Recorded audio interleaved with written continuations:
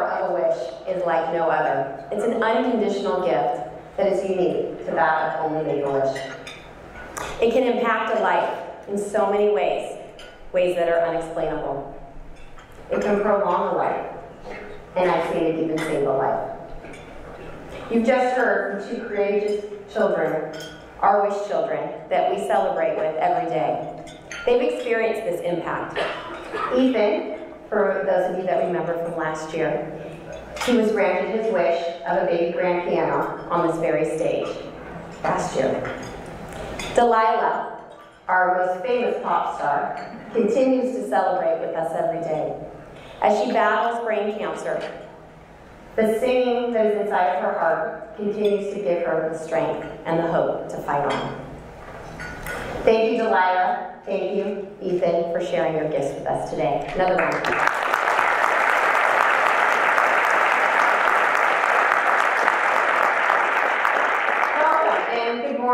To our annual Wake Up for Wishes. We are excited to have you all join us here today. I'd like to acknowledge our founder, Frank Ramos, who is here with us as well today.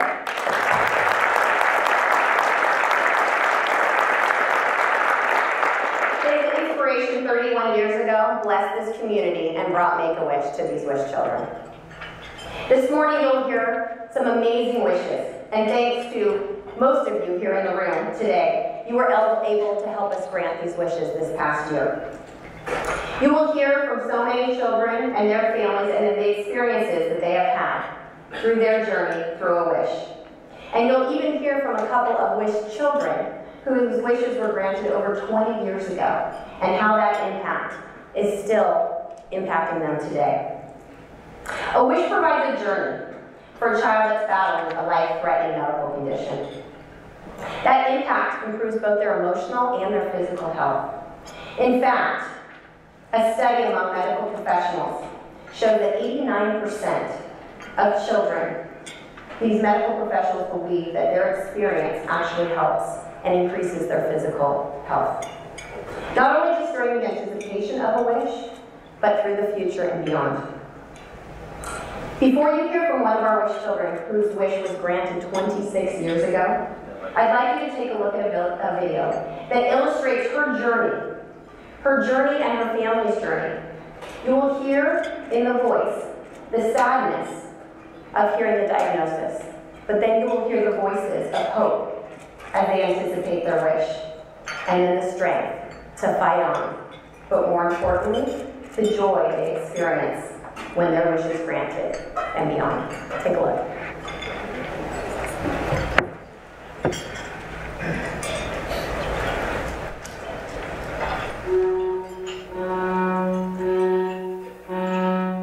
When I grow up, I want to be an entomologist. Music's always been an outlet. Mike has wanted to dance forever. We knew in utero that Kingsley was going to have issues. He was getting sick quite a bit, having low-grade fevers. I was playing with 3 other people, and just out of nowhere, my arm dropped. And that was the start of a long conversation with many doctors. He had a seizure about 9 hours after birth. He has been in treatment for almost 3.5 years. 4 times he's been on life support. One was pneumonia. There's a 50% chance of saving your arm, and you have a 40% chance of survival. Well, basically our world collapsed. It was devastating. I was in the hospital, one of my many rounds of chemo, and they came in talking about a wish. Kind of knocked around, asked some questions, what would you like to go do? I've never actually had somebody ask me what I wanted to do and then go forward and take care of it all. It's giving us something to get him excited about. It gave me an opportunity to forget. It's 1 week closer. It gave me the opportunity to be a kid. I would never think this possible or even happening to me.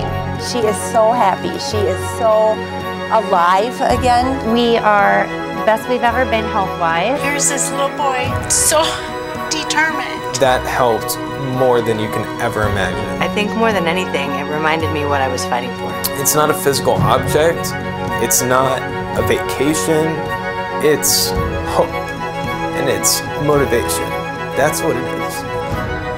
My wish is with me every single day. It's that place that I can always return to.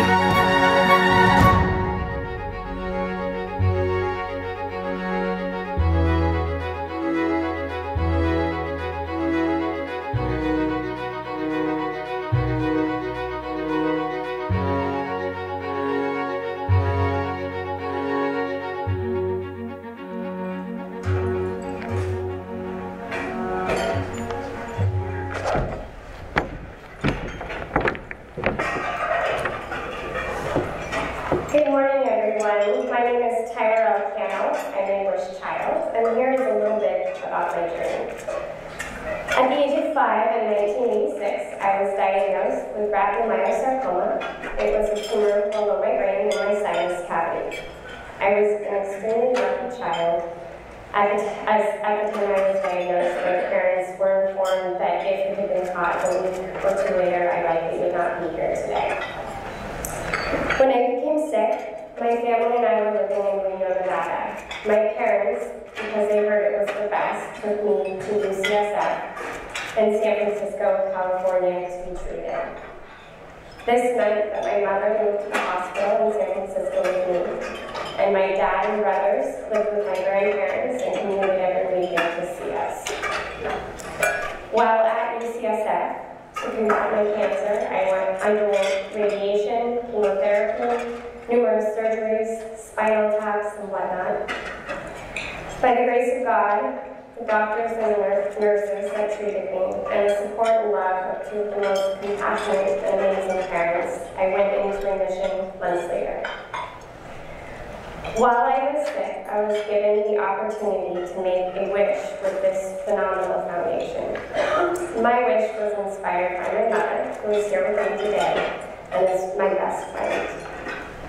Since I can recall, my mother read to me. She would read to me each night before I went to bed, and nap time when I was sick. Most notably, though, I recall her reading to me during my radiation treatments. When you have radiation, no one can go in the room with you. It's much like an X-ray. As you can imagine, that was quite scary for a 5-year-old. My mother, as creative as she was, realized that there was a loudspeaker that the technicians would speak to you on, and so she asked if she could read to me during my radiation treatments. This provided a great deal of comfort to me. One of the books she read to me was Anne Green Gables. So my wish was to go to Prince Edward Island, off the tip of Nova Scotia, where Anne Green Gables was set and filmed. It was an amazing trip with my parents that I will never forget. I was able to eat, read, see everything Anne Green Gables. I met the people who performed the play there, authors of the books, whatnot. When asked what this experience meant to me, I realized that it provided me with hope. It gave me hope that my hair would grow back, hope that I could be a normal, healthy child again, hope that the rest of my days would not be spent in a hospital waking up to the smell of betadine, and hope that I had many trips with my family in my future.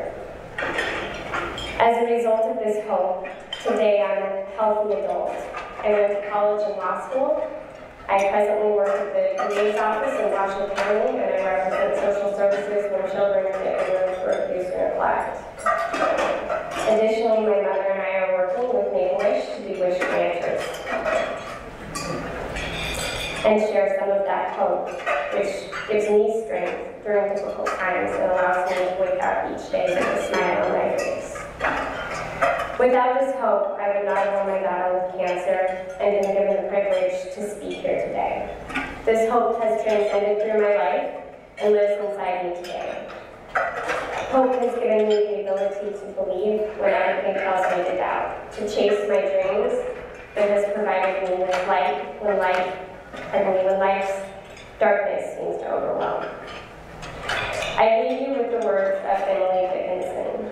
Hope is that thing with feathers that perches in the soul and sings the tune without words and never stops at all. Thank you so much for being here today and for supporting this phenomenal organization, and thank you, Make-A-Wish, for the hope you've given me.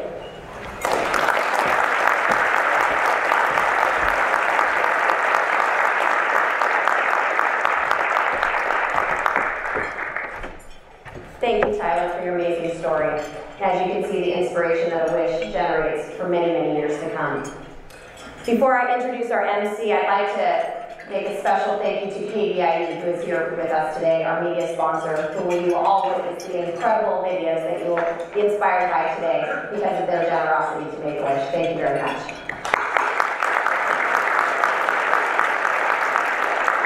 And now it is my pleasure to introduce our MC for the duration of this program. Ed Crane, as most of you know, is a popular morning co-host on News Radio KFBK. Ed began his broadcasting career back in 1979 out in Illinois. He worked in both radio and television in Chicago and in New York, and with CBS News in New York, and finally made his way out here to Sacramento. Very lucky to all of us. For those of you that know Ed, he's an avid golfer and a wine enthusiast. And I know some of you know, but many may not, that he's a wish dad. A dad who has lost both of his children and stands here braver than pretty much most men I know, and tells his story over and over in order to inspire those to support many more wishes to come. It is truly my honor and my pleasure to introduce our board chair, Ed Crane.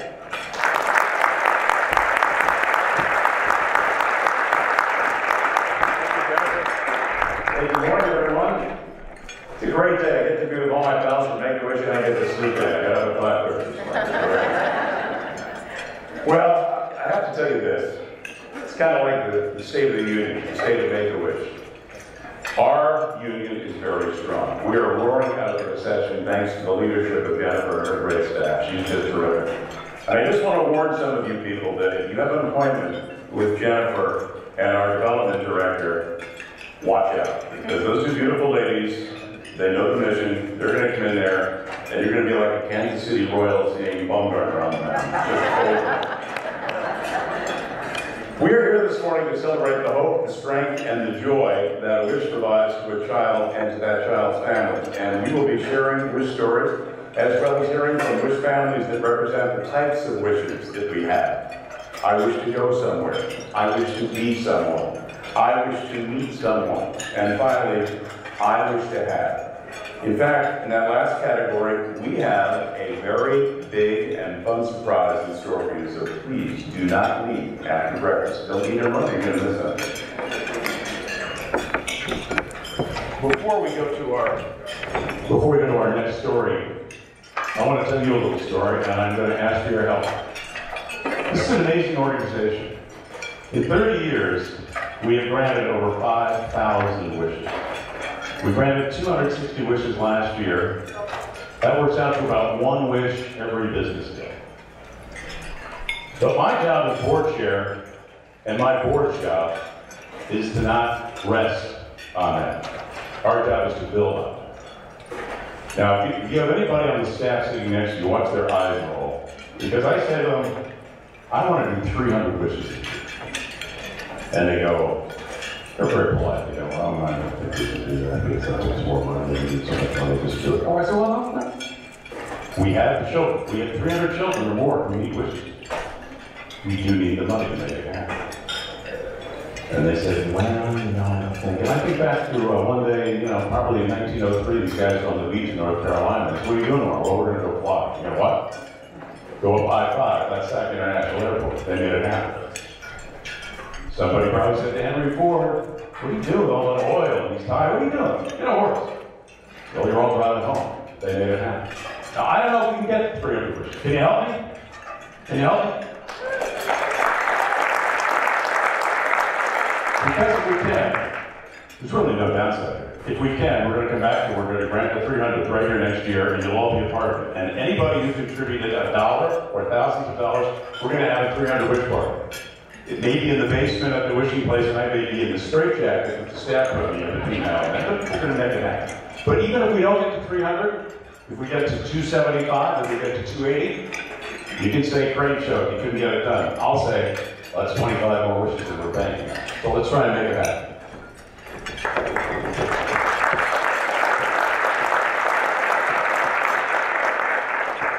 Our first highlighted wish story falls under I Wish to Go.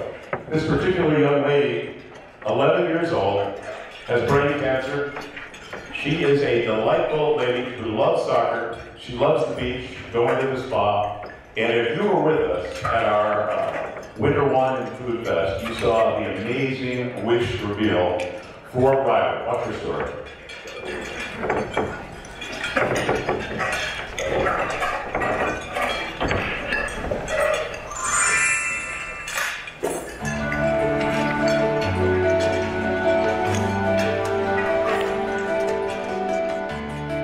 So, I want you to look out here among all of these people. And because all of them we are officially granting your wish tonight.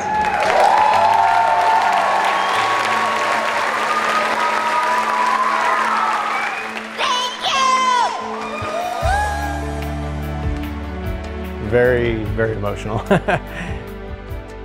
We thought we were ready for it, but then we saw that after seeing the video, it was pretty emotional time.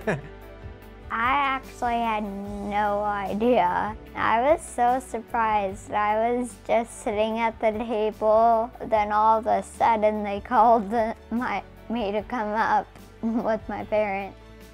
I was so surprised.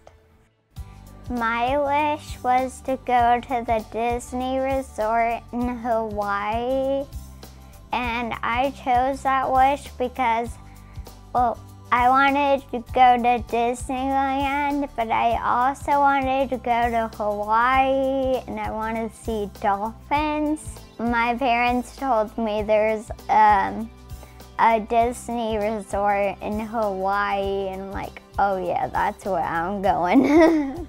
Well, it's just very exciting, especially for Riley, because she had been waiting for a long time for that. We had to wait until she was healthy enough, of course, to go, and so she had to wait quite a while. You know, it really provided just a wonderful distraction. You know, so much time in the hospital. I think I was in there like a year or something. That wish was like a goal for me in a way. Like, when I get there, I'm gonna be able to leave all this bad stuff behind and let the good stuff in. We were talking about it forever, just talking about like what we would do there. We got Riley so excited about meeting the dolphins and go swimming in the coves and just all of that fun stuff. You know, never had a trip like this. You know, we've done a lot of little vacations here and there, but nothing like this. And so, yeah, it was very, very exciting watching the girls, their excitement level towards it, and ours as well. I actually had a really hard time going to bed that night. All night I'm like, oh wow, I'm gonna get to do all this. From the moment they picked us up in the limousine and took us to the airport, the whole family was treated as if we were celebrities the entire time. Everything was first class. It was amazing.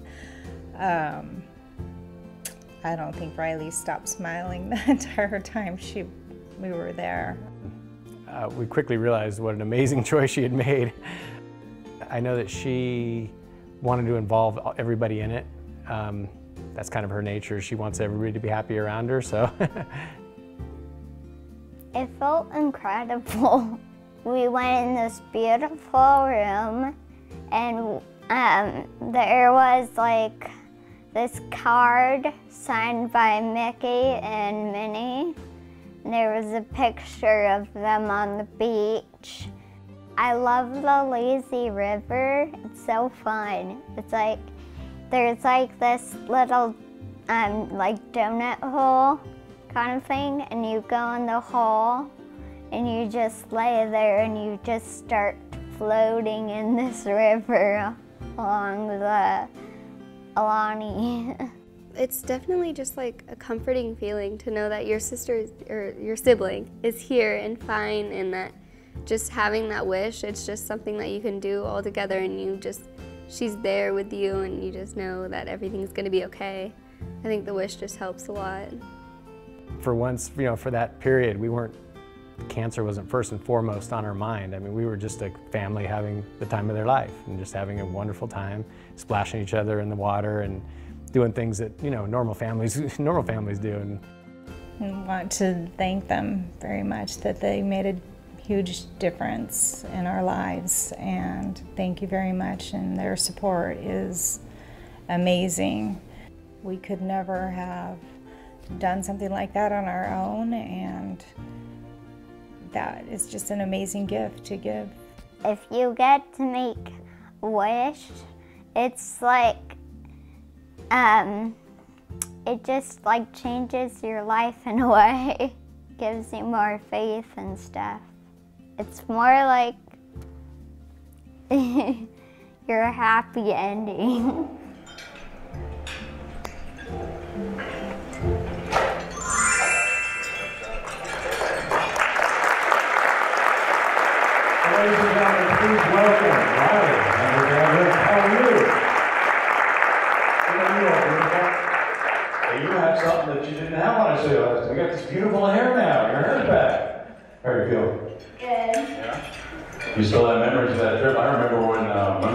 dancing girls came out. Did that give you an idea you might be going to Hawaii? A little bit, yeah. Dad, how was the trip for you? Oh, it was amazing. I mean, it was everything and more than we could have ever imagined. Yeah, it was, in a word, it was amazing. I know your wife would like to be here. She's a little bit under the weather. So you guys are taking one for the team, right? Just for that mom? Yeah. So now, what's your situation? How's the treatment going? Well, I'm done with treatment. Now I just have like MRIs and stuff. Good. You sound great. You look great. We're very proud of you. Would you recommend that wish? I mean, if you talk to some kids who might be sick and in need of a wish, would you say, hey, just think about why that's cool? Yeah, definitely. What has Make-A-Wish meant to you and your wife and your family? Well, it's not, you know, in her case, it was a wish to go. She wanted to go on vacation or go on this amazing trip, but it was so much more than just the trip itself. I mean, the entire year and a half of surgery, treatment, all that, we had the excitement and anticipation of something other than the diagnosis to, you know, something to look forward to and something to be excited about. And then of course, when the wish reveal at the Winter Festival, I mean, she was actually still in treatment during that time, and to see her, I mean, you saw her that night, she was dancing on stage, and I mean, it was the first night you'd seen her just come to life. You know, and then in a few hours you're on TV to talk about it. Yeah, yeah, the next morning, exactly. It was just it was a whirlwind, but it was just, again, we hadn't seen her like that since the thing started, and it was just such a shot in the arm, you know, and so every step of the way, it's just been such a lift, you know. I mean, you're going through all this just horrible stuff, and then you have this incredible high to balance this incredible low, and so, you know, before the trip even happened, it had been such an amazing experience. And then, of course, you go on this amazing trip, and I try to explain it was, you know, it's the first time we lived, things were normal on that trip, which is kind of strange. You're in this amazing location, there's nothing normal about Disney Hawaii, but we weren't thinking about cancer, we were thinking about a family that was just having a good time together, and it really gave us a lift.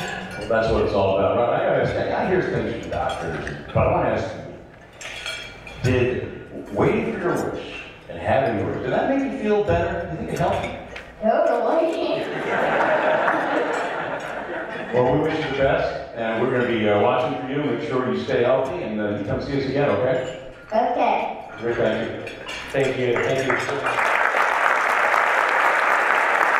Wow, good.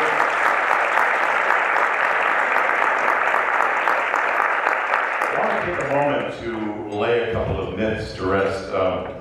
Sheriff Jones, would it be okay if Sergeant Ramos has my quiche, because I'm up here and I'm kind of busy. Can you eat the quiche? Is that okay? Yeah. No monetary value? I'll do it. Take care. So, real men do eat quiche. And real men do cry. So don't feel that you got to hold back. To be an emotional morning, just let it flow. It's my story and I'm sticking to it. Our next young man came to us from Make-A-Wish in Missouri. We conducted what's known as a wish assist. When a child's wish involves coming to another chapter's territory, we're oh so proud to help out. In Jonathan's case, his wish was to be an engineer. Not the kind with the pocket protector, the kind with the hat. He wanted to engineer a train. Not just any train, a big old Amtrak locomotive. And he didn't want to just go a few miles, he wanted to go all the way up and over the Donner Summit. Take a look.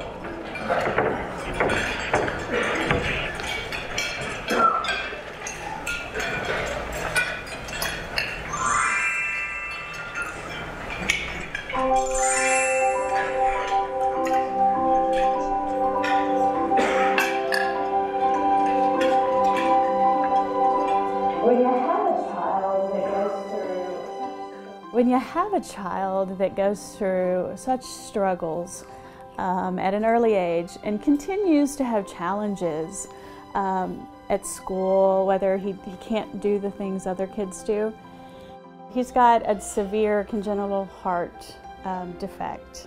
He's our second child. Our first child passed away with a heart defect and then multiple anomalies. So things are just a little more complicated for a kid that has the challenges. And as he grows, those artificial pieces in his heart have to be changed out. You're just changing your robot because the pieces can get too rusty, or the thing can just go boom. We were contacted by Make-A-Wish Foundation, and they said, your son's been nominated, and we didn't want to give him any information. We wanted him to do whatever he wanted to do. He said, I want to drive a train through Donner Pass. And I said, they can't do that. He's 8. And so I thought, he's going to have his heart crushed. Well, Make-A-Wish said, just believe.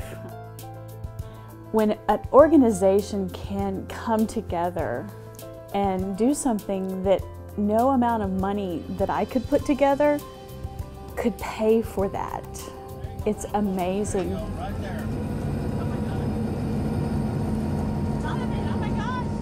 It was more than I expected.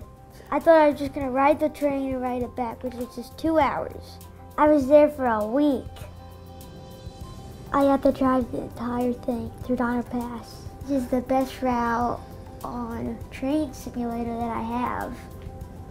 I saw some wild horses and I saw the American River. In an engineer's seat, you could just feel the motor. You could adjust the throttle from 1 to 8.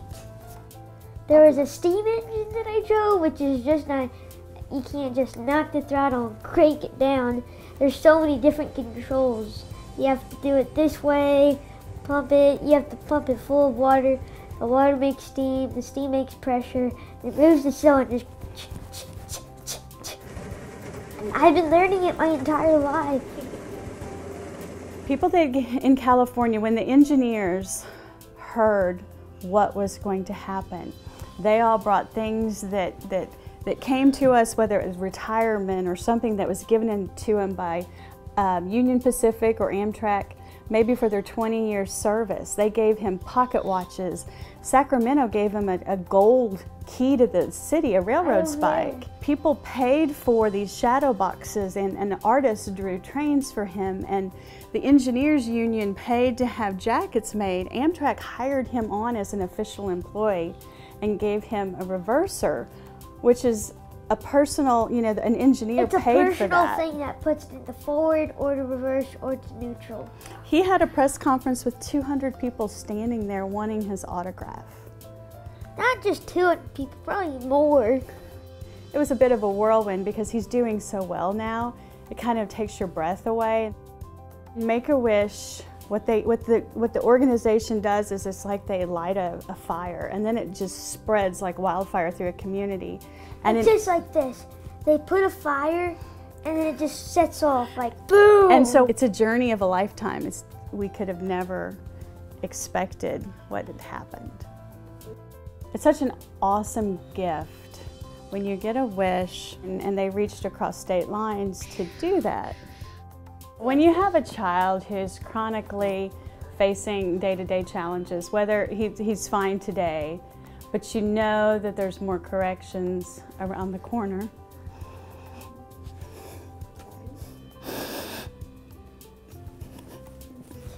And he gets the opportunity to feel special because right around the corner, there'll be other surgeries and there'll be other struggles, and we have relationships that will last a lifetime. And that's something that a Make-A-Wish does for children who don't have the courage to step outside of their safety boundaries. Just be grateful. Yes. All right. I want to welcome to the people who made this thing happen and help us along. You know, Make-A-Wish, we have all sorts of helpers from whatever realm of society the wish concerns. And I'm joined by Amtrak engineers Ken Marty here and Matt Klink, who were instrumental in arranging Jonathan's wish. And Matt, in fact, you were actually the real engineer of the train. Just fireman. Just fireman. He was the engineer. Yeah. Did you have any fear at any point that you might kind of push it out and drive the train yourself? He could. You've seen it in the video. He could. got to tell you, I've really never been a supporter of this high-speed rail plan, but I figured by the time they get that sucker up and running, you'll be your age, you might be able to do the train. I'll tell you the truth, I'm not a fan of it either. But you are a fan of Jonathan, and you made it happen. Did he have an aptitude for this? He sure did. He sure did. Knew the territory pretty well. One of the big holes, which is the biggest tunnel like on the top of the mountain. And it was pretty cool. And then that's a beautiful spot on the railroad. They took it in. He took the mountains, the trees. He just took it in. Hey Ken, what was it like for you when Make-A-Wish came and said, listen, you got this huge multi-million-dollar train, we'd like to have an 8-year-old ride? Well, we didn't really know if we could get it done. It was quite a feat. Of course, Amtrak is a huge company. And, we had support from local management all the way to the top from Joe Boardman, which said he would get it done. And he did, and we had his full support. We had the full support of our local managers. And also instrumental in this was the Gray family and Tom Gray, who is the general manager of the Virginia Trucking Railroad, who initially partnered with myself, not only having a crew at Amtrak, I'm the president of West Coast Railroads Group. So Tom and I had really got the ball rolling with Make-A-Wish. And if it wasn't for Mr. Gray and his family's support of their Shoreline Railroad, I'm not sure if the wish would have happened. Well, let's hope that Jonathan lives his dream again and becomes a real engineer. Why don't we talk to him about that? I think he's in Missouri. Let's see if we can bring him in. Well, there he is. Hey, Jonathan. How you doing? Mom and Dad are here with you? Well, guess who I got with me? I've got your buddy Matt, your fireman. And I've got Ken, too, who helped get your wish off the ground. You want to say hi to those guys? Jonathan, you have had more heart surgeries than birthdays, and that shouldn't happen to any little guy. We really applaud your courage. How you feeling? Awesome. Awesome. Great. Well, Mom and Dad, I'd like to ask you, we know what Jonathan thought of the wish. How did you find it? Well, we were extremely concerned. We had no idea what his wish was, and as you saw in the video, we hid that from him because we just didn't want him to be crushed. He in the hospital is playing with trains, and again, we got him the train simulator, so when he isn't feeling well, he could do those things. So I was really concerned that he wouldn't be able to do those things and maybe just ride on the train, which would have been great, but we believed in Make-A-Wish, and as they reach out to their volunteers and they find just the right person in Ken, and he's touched our hearts and made it happen, and couldn't have found a more fun and crazy guy than Matt to sit in that cab with Jonathan. It was a match from the very beginning, and they treated him like an adult, not an 8-year-old. So it's a journey of a lifetime, and like I said, we have to go forward from here, and we've got those memories, and he's got a huge fan club now that will cheer him on wherever we have to go through. Well, I know you probably went to the Railroad Museum and saw all that Sacramento has to offer, but if you ever want to come back, Jonathan, you just let us know, okay? We'll get you going. How about Dad? Dad, were you the man who got him into training, so to speak? Yes, sir. I kind of explained that myself, and so Dad was almost excited about it. Well, Jonathan, you stay healthy, buddy, and I hope you have some great memories for Make-A-Wish. And Matt and Ken are so glad that they could beat you. And Matt says you could probably drive it. It's kind of scary. I don't know if I'll ever get on a train knowing whether the engineer is 8 or 30. Well, they relate well to each other, so I see that as a good duo. Matt, you're not going to retire anytime soon, not until Jonathan can officially ride in the cab with you. All right, well, guys, thank you for visiting with us from Missouri. I hope the weather gets better for you there. And Jonathan, you stay healthy, buddy, okay? Yes. Okay, bye-bye. Thank you.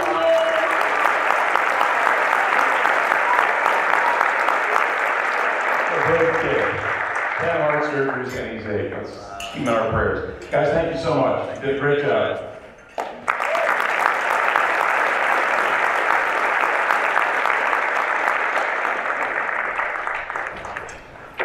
I'd like to introduce you to another wish child, and yes, there are some people out there who like to drive a train, but I know there are a lot of people who would like to share the wish that Dominic got. Dominic and his dad, Steve, they got to go to the Super Bowl.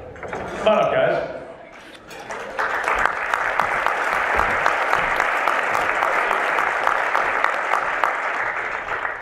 Well, first of all, how are you feeling, Dominic? Good. And Dad, how are you doing? Doing good. Good. Yep. Now, you know, it takes a little while sometimes to put these wishes together. So you just wanted to go to the Super Bowl. But as it happened, the Super Bowl you went to had your team in it. The 49ers. Yeah. A lot of people just remember that it didn't work out well for the 49ers. But I remember that the lights went out for a while. What was that like? It was as fast as it looked because they only half the lights went out. It came at an opportune time for the 49ers because their lights had gone out in the first half. Yeah, I know you mentioned, I think you were at a golf tournament, you said what a joy it was to see your son sprinting down the field. Yeah, I'm part of the Make-A-Wish Foundation. I've partnered with the NFL, so as part of the entire wish thing that we went there, we had a unique experience. We were with 12 other wish kids and their family, and part of this was the day before the Super Bowl, they had a tournament in the arena, the Superdome, right? And so all the families and all the wish kids walked out of the field, and for the next hour, there's 12 kids playing football on the field, all passing the ball, catching the ball, them and their families, right? It was an amazing experience. Every parent, right? All of us, you know, you said real men don't cry. I think everyone had a tear in their eye. It was really incredible. Well, the way the game looked, you're afraid Harbert might grab him and put him in? I think they could use a few for a while. Did you get to meet some of the Niners? Okay. Well, they were kind of busy. And as it turned out, they were really busy. Well, it's a great experience for you now. You're fighting a brain tumor. You seem to look great. How do you feel? Good. You got a lot of pictures from this trip? I don't, but he does. Did Mom go too, or just Dad? Yeah, Mom and his sister went too. So we had the entire family there and had a really good time. So, you know, it's great. So I got to ask you, when you were waiting for the wish, and when you're at the wish and the wish happened, you just kind of forgot all about being sick, right? Yeah. Which is kind of the whole point. Yeah, is it staying with you, just that exhilaration from the wish is still with you? Yeah. I just remember going down looking from a seat sat down on the field. Yeah, well, every time you see a Super Bowl, you probably will be thinking about that time. And if you live long enough, you might see the Giants go back to one, and I hope you go down. All right, Steve and Taylon, thank you so much. Stay healthy.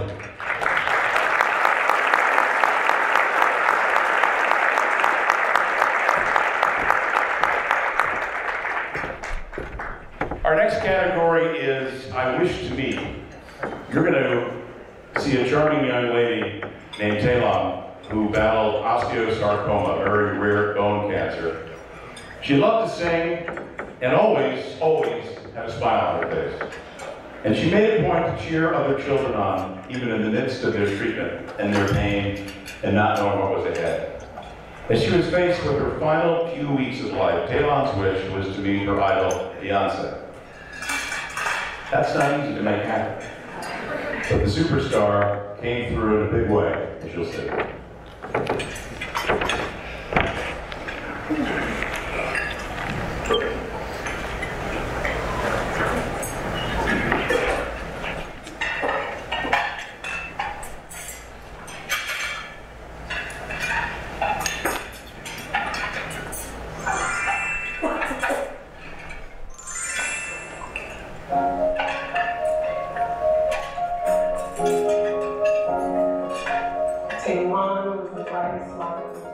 Taylon was the brightest light in this world. She was special from the moment she came into this world. Tay was a girly girl. She loved to paint her nails. She loved to get her hair done. She didn't wear makeup. She was just naturally beautiful. Her favorite thing to do was sing off key. My baby couldn't hold a note with a bucket, but she would sure try. Running around, leaving keeping scars, collecting out your hearts. And she always would sing off key, and her most favorite thing to do was dance. That was Tay. She was just a dancer. October 5th of 2012 is when we got her diagnosis, and we initially thought she had a broken leg. They called us out the room and they left her in, and I was like, oh my God, this isn't gonna be good. And it was just a flood of emotions. I didn't really know anything about osteosarcoma cancer. I didn't know, had never even heard of it, had never even dealt with anybody that had cancer. It became a situation where you saw your little girl grow up and be a little bit more stronger than you, but you're helpless because of the things that she goes through, that you can't just be like, Dad's gonna make it all right, or Mom's gonna make it all right, or this is gonna pass. She would spend her days at the hospital. We were always the life of the party. We would go to chemo and we would turn it into a party. She would always move around. She'd always be active during her chemo. She would never just lay down and take it. They would say, oh, we're gonna be in the hospital for 7 to 10 days, and by day 3, Dad, Mom, I'm ready to go. It just became part of life after a while. You know, I mean, you stop looking at your daughter as she has cancer because she still is your daughter. When Tay first got introduced to Make-A-Wish, she was facing another life-threatening diagnosis with the cancer spreading to her lungs. And she just wanted one wish. She's always loved Beyonce, like ever since she was like 3 maybe. And so when they told her she could like meet or do anything she wanted, Beyonce was like at the top of the list. I really didn't know what she was gonna wish for, but it was pretty evident once we got to the Make-A-Wish Foundation, it was Beyonce. So in August of 2013, we were notified that she would get a wish granted. And so we decided, yeah, she wants to go see Beyonce, and they gave us a list of tour dates. It was tough because every time we had, you know, a date to go forward with her wish, Tay would go through something that, you know, was just terrible. We found out that she had the tumor in the rest of her leg right before they had to amputate it. You are awesome. Come get out. And a week and a half later, we found out that she had an inoperable brain tumor, and we went back to the hospital and they said, you know, Tay's not gonna make it. She's got about 2 weeks to live. And we came home and she was in a happy mood. She was cheering me up, dancing in the car on the way home. And she came home and made videos with everyone in the family telling us how she felt about us. This is my brother Gavin. He's 5 years old. I forever want to live years with this boy. I love you, Gavin.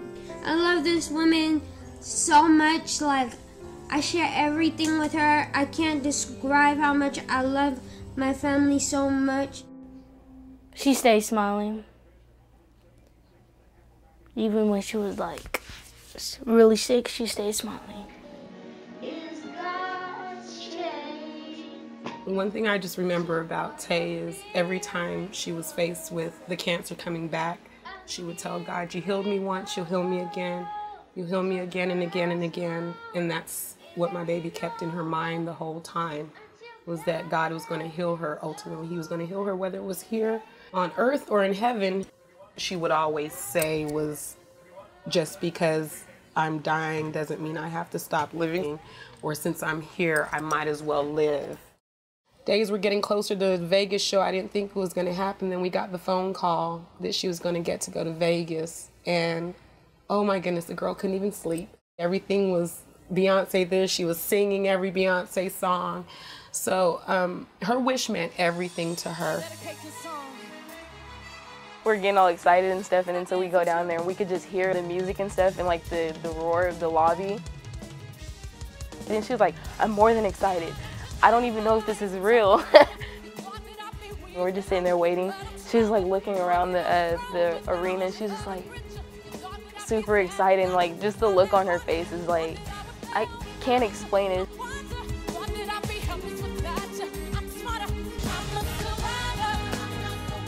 We were able to see Tay happy, you know, regardless of what she was going through. And how much pain she was in. She almost forgot that she was sick. She almost forgot that she didn't have her other leg.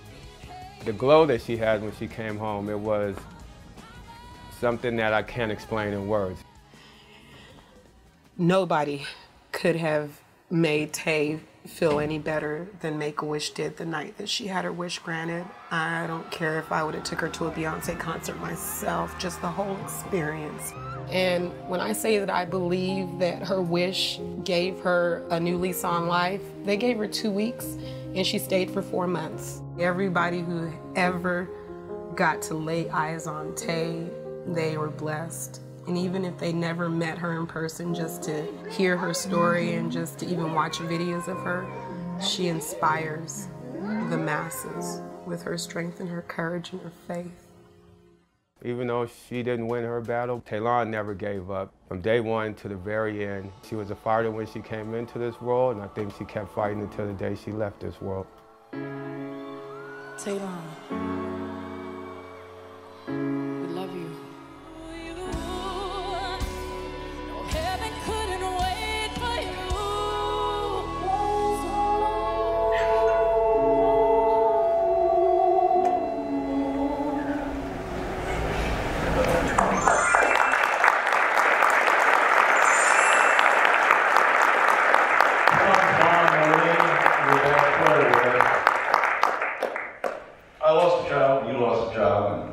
That's the rare of Make-A-Wish, because most of our kids do make it, but when they don't make it, they just turn out to be inspirations. Yeah.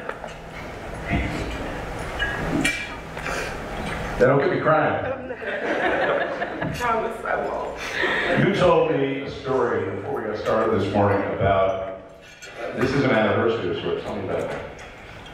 Okay, so on the 18th of November last year, it was right after Tay had her last radical surgery. They came back and said that she had an inoperable tumor on her brainstem. And we came home and we saw the videos where she was talking to family, telling everyone how she felt. The very next day, we got the email that she wasn't going to get her wish grant, that we'd have to push it back. And she already waited 9 months for her wish.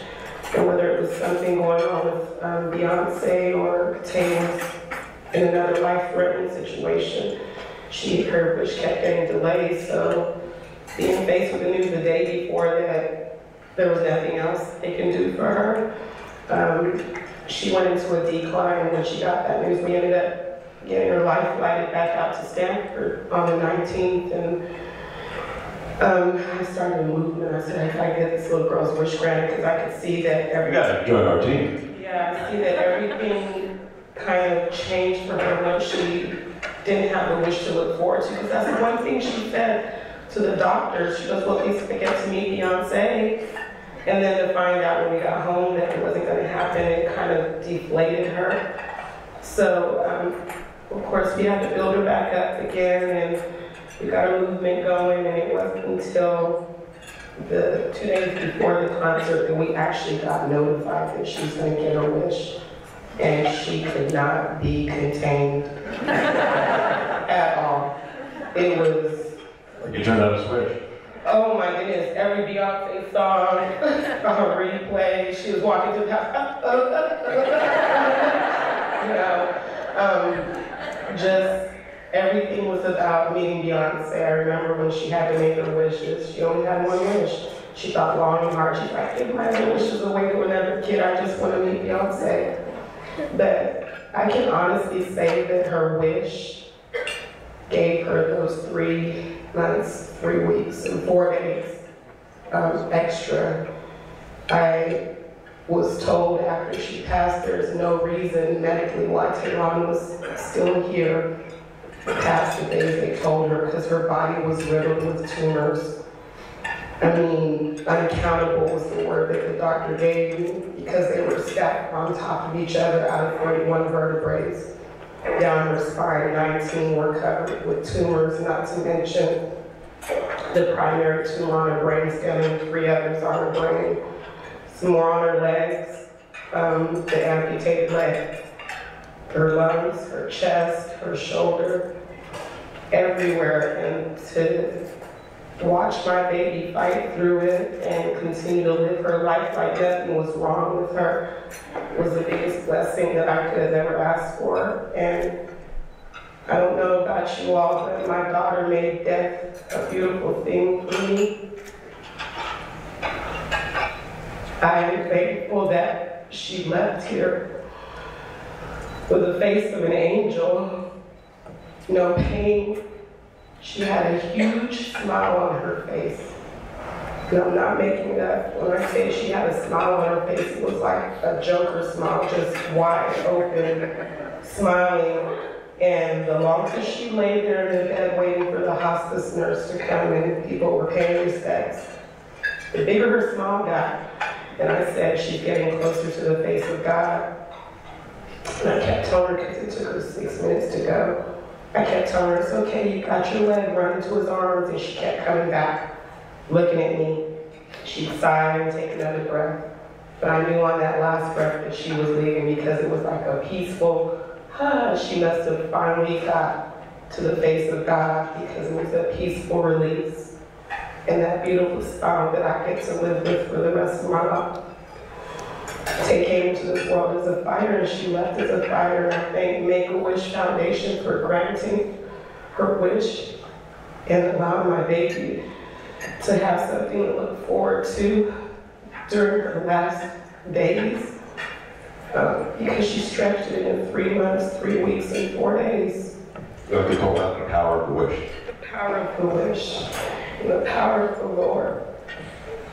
Well, you people are very, very, very strong. I just want to ask you one question. I heard that it was a wonderful gesture that Beyonce did in Las Vegas for Taylon, but she tried to reach her just before the end. Yes, I put on Tay's Facebook page a prayer, pretty much surrendering my daughter to God, letting him know that I was okay with it. And Beyonce's manager called me and asked me what was going on, and I said, she's not going to make it. I said, I haven't slept in days. She's not talking anymore. She can't open her mouth. I said that she's just staring at me. I said, I know as a mother that I'm going to wake up. If I go to sleep, I'll wake up and my daughter will be gone. I said, I was there for her first breath. I'm going to be there for her last. So I waited. And Ivy called, and she was waiting for Beyonce to get to the phone, and she didn't. She missed Tay. She wasn't able to sing to her, but she dedicated heaven to her. Heaven couldn't wait. At her concert the day that Tay passed that evening, she dedicated that song to her, and I got it just in time for her memorial service. And you're right, heaven couldn't wait for her. He negotiated with her for her to stay, but ultimately it was time. And God's got the great angels, He wants them back. Yeah. He's got one elite one right now. Well, we've got a treat for you. Our in-house rock star, Delilah, is here. She wants to sing Heaven for you. Come on over here, Delilah.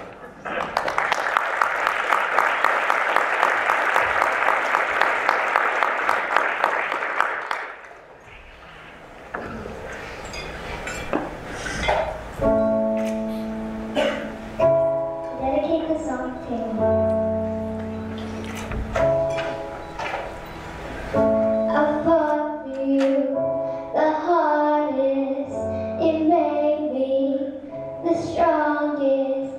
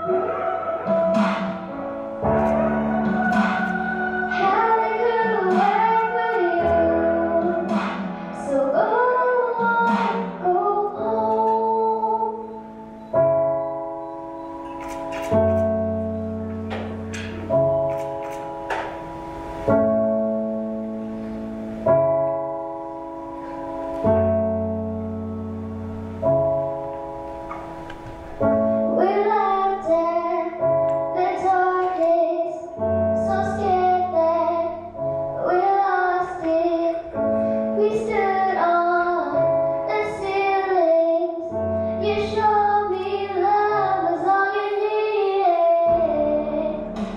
but heaven grew away for you.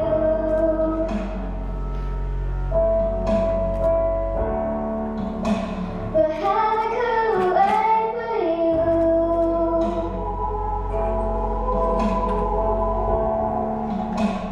Heaven grew away for you.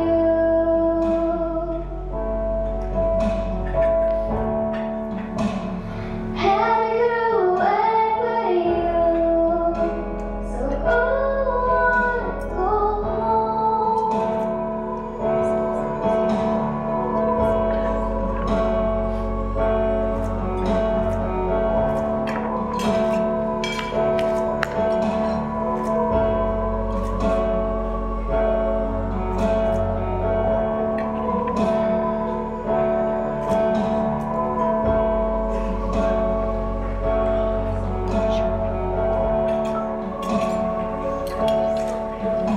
Thank you, Delilah.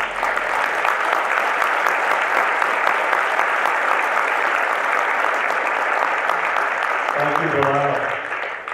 Marie and Troy, I like to think that Taylon is hooked up with my son Brian, and they're playing Beyonce records in St. Petersburg. Can you turn that down? God bless you.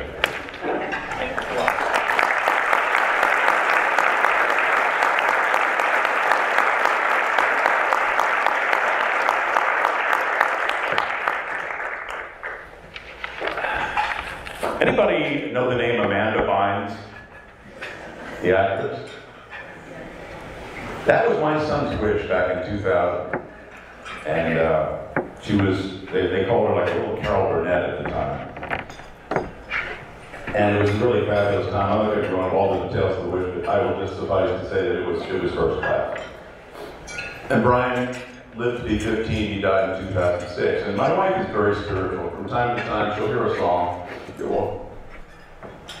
A reminder of Brian, or something goes on, or something that looks like it's going to go right in the clunker for us family wives turns out to be good, and she says, "That's Brian, that's Tim." So she says to me, the other day, she said, "I haven't heard from Brian in a while." I said, "Well, you remember when you said that he was going to be Amanda Bynes' guardian angel? He's got a full plate." So, you've seen all sorts of wish kids here. Little wish kids, big wish kids. And, we got a big wish kid coming. Kevin is going to talk to you about his wish. He, a while ago, he was a kid. He's a big guy now. He was a big Lakers fan. That was in the Showtime days. And he dreamed big. He didn't just want to go to a game. He wanted season tickets. That would have been an East wish this year. So let me bring Kevin up. Come on up, Kevin.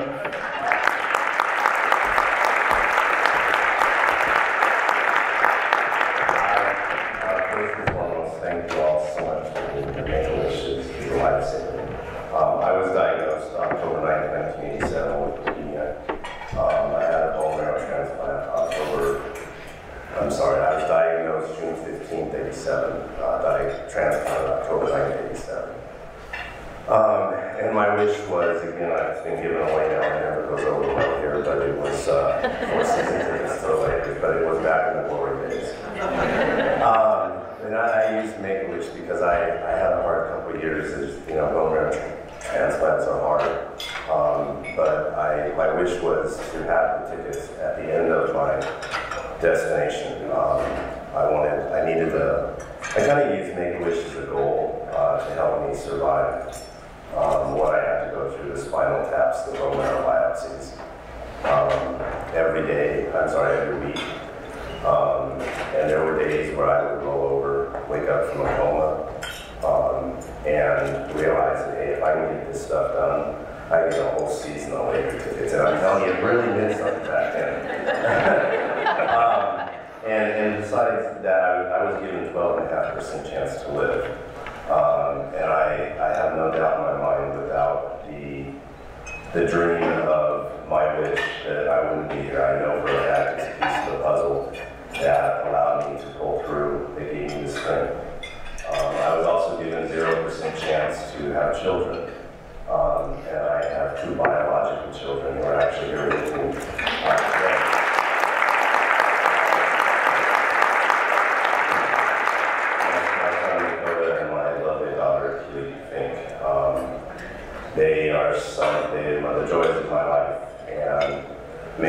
again, I would give them the piece of the puzzle that has allowed a generation of things to continue.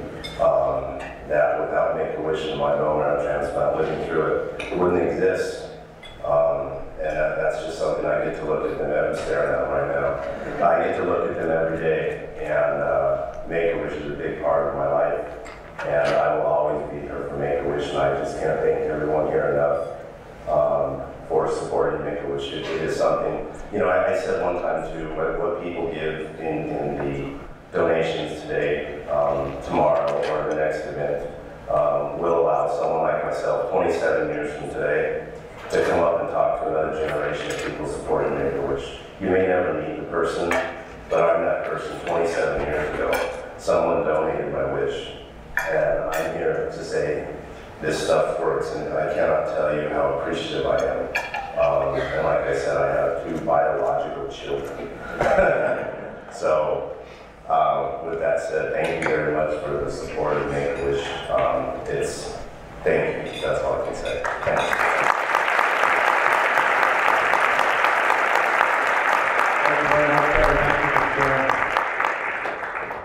Before we go to our next portion, talking about the 300 wishes, I could beat you over the head with just a goal, hope to keep it in mind. But here's an idea.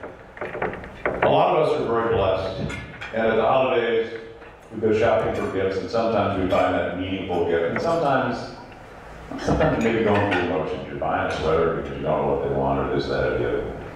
If you think about it, with some exceptions, those gifts bring a moment of joy or a smile on Christmas morning, and then you kind of forgot. My dad could open up a Nordstrom's in the closet of all the stuff we've given him, and he never wears it. My point here is, what if you thought outside the box a little bit this holiday? And you got with your family, and I'm not talking about if you have little babies, but if you have any teenagers or older, and say, you know, why don't each of us take what we spend for one gift? Maybe it's $20 or $100, whatever your level is. And let's just throw that money in a box or in a bowl, and we'll tally it all up, and we'll write a check to Make-A-Wish. And I can guarantee you, if you do that, your gift is going to go way beyond Christmas morning. You're going to go a long way towards helping someone like you've seen, helping us grant a wish. So just something to think about.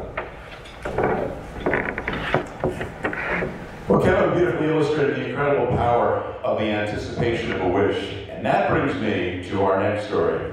This young lady, Teagan, is 8 years old. She's from Plymouth, California, right up there in Amador County, right up there in the Wineland. And she was diagnosed with leukemia about a year ago. And as you can imagine, as so many of our kids do, she had to endure many hours of treatment. But she and her brother Garrett and her parents, Brooke and Mike, live on several acres of beautiful property. And when she's feeling good, she likes to run around up there. She missed some school, so she and Garrett would play together for hours around the property. And so Teagan has been wishing for a special place for her and Garrett to hang out. Take a look.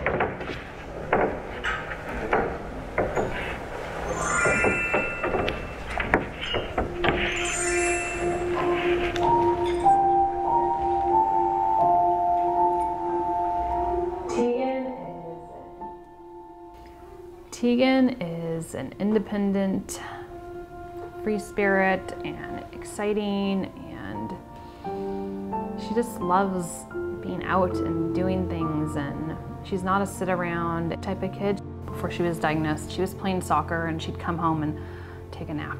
And this is not a kid who takes a nap. She'd wake up every so often and get sick at night, about 2 hours after she went to bed, and we just went, oh, sensitive tummy, and you know, who knows what it is.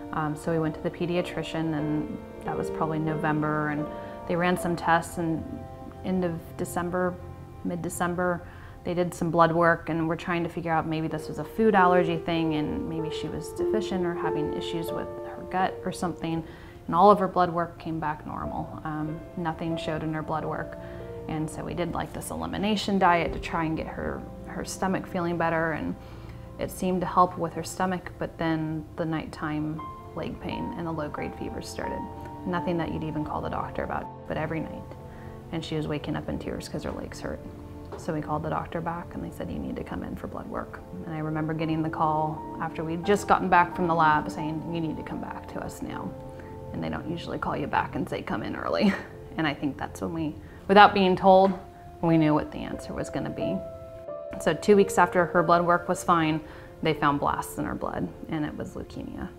And we checked into Sutter in Sacramento and started treatment right away. I don't think she had quite the preconceived idea that a lot of adults would have when you get this diagnosis of leukemia. She knew her blood was sick and that we were going to have to give her medicines that would make her blood healthy again. It just blows my mind, and it's really neat. You know, it's kind of emotional too, because to think that, you know, your little girl's going through all this, because it's a whole, you know, bunch of medicines, and it's hard to keep track of sometimes. Now it's one of her schedules, and it's just like clockwork. You know, she takes it in stride like it's no big deal. If I don't take them, I won't like get better, and so I take my medicines, and I don't like the liquid, so I take pills, and it's easier that way to me. And she was bummed when she had to miss school. We had been back in school for like a week after Christmas break when she was diagnosed, kind of in isolation for a good 6 months, not doing much. And so, you know, I think she got a little lonely at times, and that's why Garrett's been such a big part of everything for her going through this. They're each other's best friends. When usually she was doing stuff, build really, really cool Legos that I can never build. And get stuff on Minecraft that I cannot get very easily. In our backyard, we pretend it's our secret hideout. Play tag, try to catch the chickens, ride our bike, and that's it, I think. Probably 90–95% of the time, best friends, inseparable. And of course, like every other sibling, they have their moments, you know, too much roughhousing or whatever it may be, getting in trouble, you know, but they're absolutely just really, truly best friends, and it's neat to see. We've always heard of Make-A-Wish, but we didn't know that much about it, obviously, until you go through something like this. You know, it was really neat because we weren't sure what to expect, but we wanted to make sure she got a chance to go to the actual wishing well. And when we got there, it was all smiles. It's just very welcoming for the families, and you can just see that instantly she lit up and was like, wow, this is real. I'm gonna get to make a wish. She pretty much from the get-go was like, I want a treehouse. She had, ever since we moved out here, been asking us to build her one. And she wanted a treehouse, a pop star treehouse with a TV. Mom said no to the aquarium. And like electronics for like power. And a bunk bed. I think Teagan would like those one of those rope step ladder things.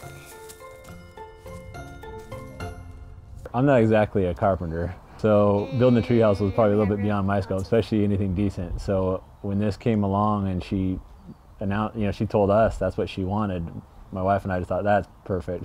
It was exciting, and it was fun, and how it was my wish. Like right when you walked in, if you looked up, stars, tons and tons and tons of them. And I remember the magic wishing well. At the Make-A-Wish place, they included little brother. It's just so nice to see things like that too, because sometimes I think the siblings have a hard time because their lives are just as much shaken up as well, you know. When I'm not feeling good, he can't really play with me. And I just hang out on my bed, and then if I have a treehouse, I can hang out with him in the treehouse. She was real adamant when she was talking about what she wanted and what she was thinking about with this treehouse. Well, I want where we can spend the night out there, where Garrett and I can hang out. I hope we get invited, yeah. And it's funny because at first, yeah, that was one of her rules, no grown-ups. And then we said, well, what about Mom and Dad? And she goes, well, yeah, I think you guys have to come in there, so we might be in the clear there, so. And it's just been great to be able to watch her anticipate it and look forward to something when most of what she looks forward to is when is she getting her next chemo treatment. That not everything with this experience that she's gonna walk away from it is gonna be negative. It's been a lot of fun to go through this, and yeah, she looks forward to it all the time, yeah. We all do. It's interesting because I know that something will happen, but at the same point, I don't know what is, so really exciting.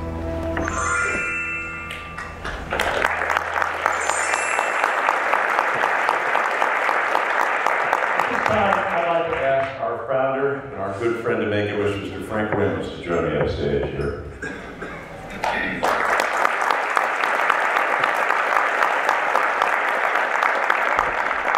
Hello, my good friend. How you doing, Ed? Doing great.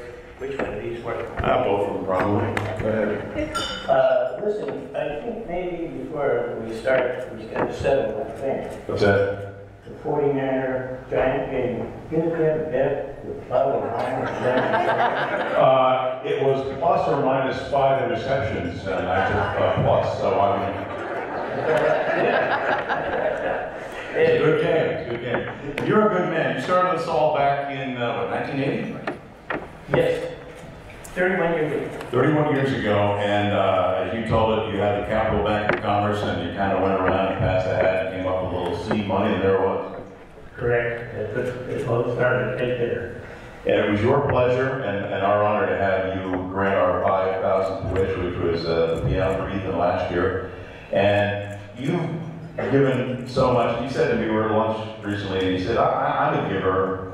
That's what I do, I'm a giver. But you get something and you take something from this wish you grant to, don't you? Correct. You really do. You get the satisfaction, and you just feel so great. And you see all these videos today, and you know you're responsible for which is the feeling there, this accomplishment. And like the old saying, you know, there's a lot of guys out here that I know that spent a lot of money here in this last election. And really, you know how many wishes O.C. and Barrett could have granted? And if you stop to think, you know, what did you really get at the end? So, you know, over the years, like I said, I've been involved for 31 years.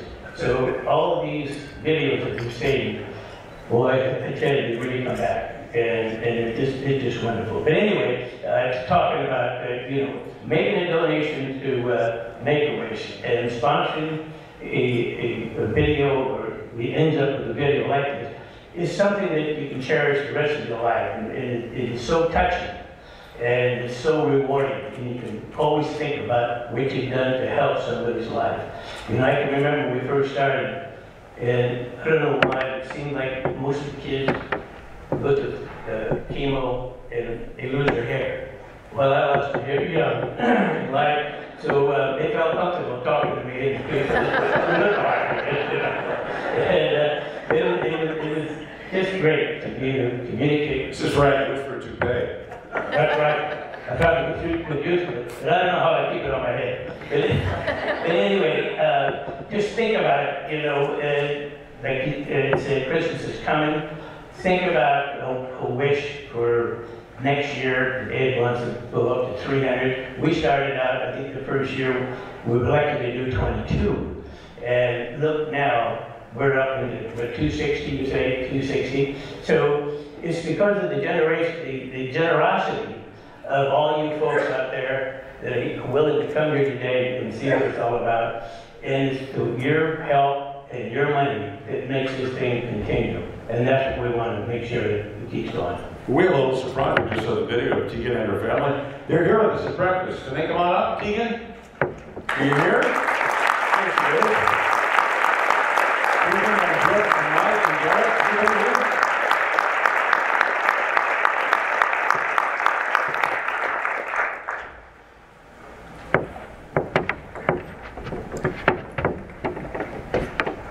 Well, here they come.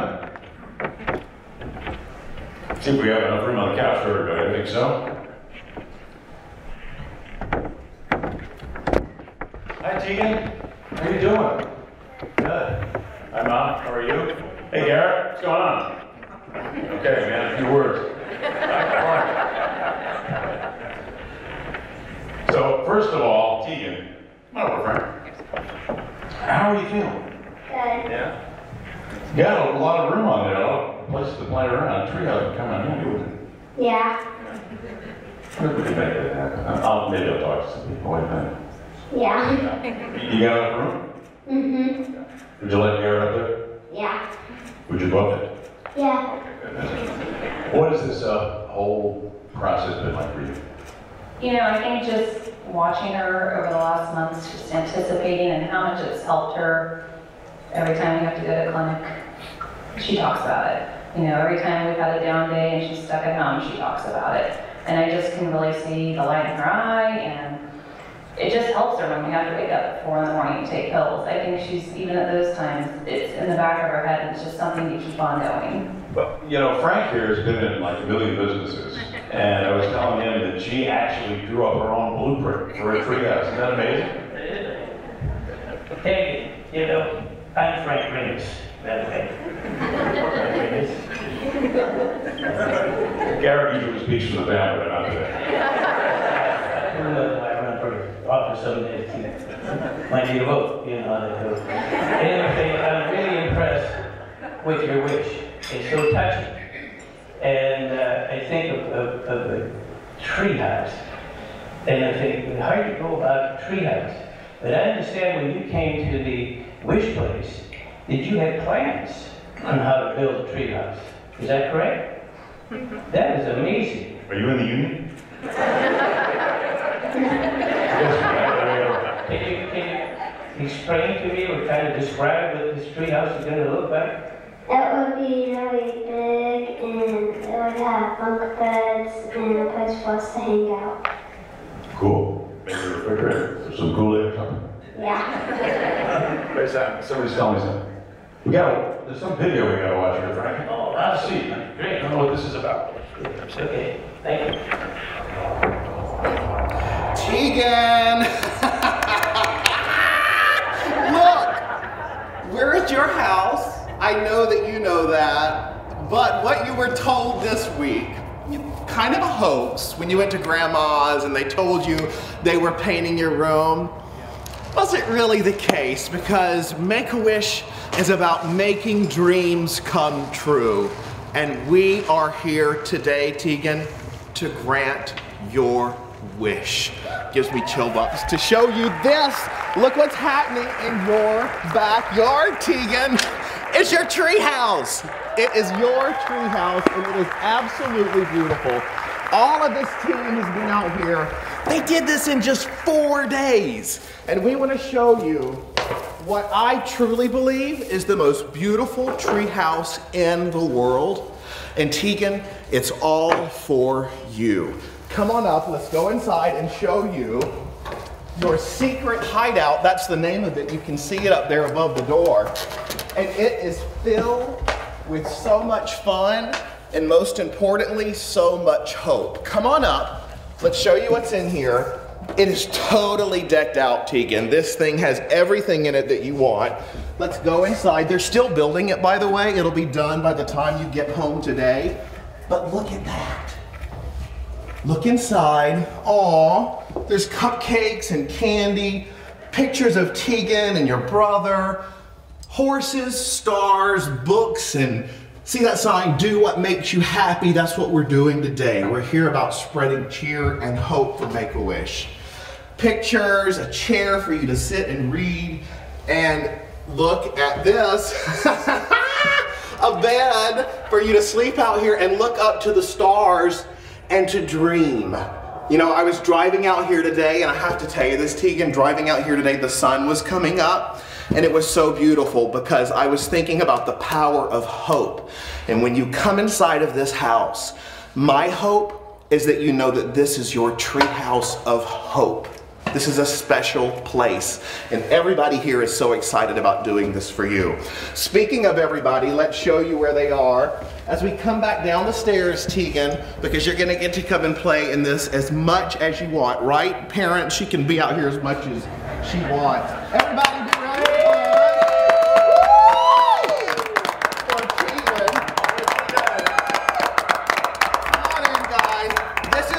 That made all of this happen for you, Teagan, because we are about dreams coming true at Make-A-Wish. All of this for you. Tell me really quickly the groups that did this. Okay, Mike from Treehouse Nation. Johnny Stevens from Creative Carpentry. All right. I'm Jon Schulters from Ascension Studios. And we got Doug Tolson from Tolson Construction. And everybody did this for you. So come on down. We'll end it with the treehouse being in the background. And we're going to ask everybody at the Hyatt to stand on their feet right now. Everybody get up out of your chairs as we give a big round of hope. Teagan, we're making those wish come true.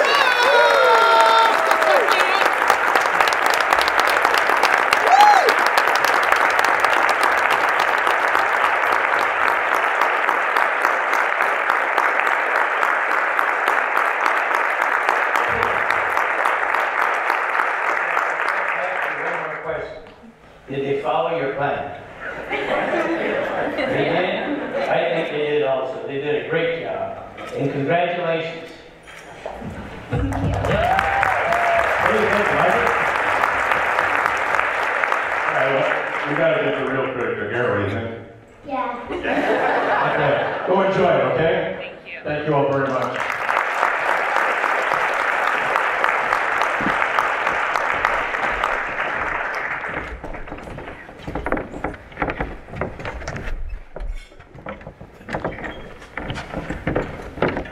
Wow, well, we do this every day and still all I do is cry all day long. I want to thank all of you for celebrating with us today and coming along this amazing journey to share the wishes that we granted this past year, and also to celebrate the 40 of you that are out there who have already adopted the first 40 wishes of our upcoming year. Thank you.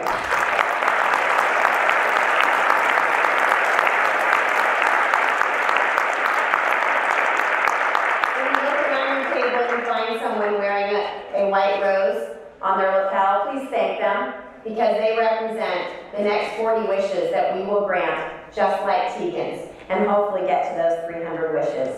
There are 300 children waiting for their wishes. They sit in what we call our pipeline, and we reach out to our community to come together and support, and I know we will get there. When you leave today, you will see some courageous faces of those children that have been granted their wishes, as well as those who are waiting for their wishes. But I thank you dearly for being here with us today and experiencing this journey, and I wish you all a wonderful holiday season. Thank you for coming.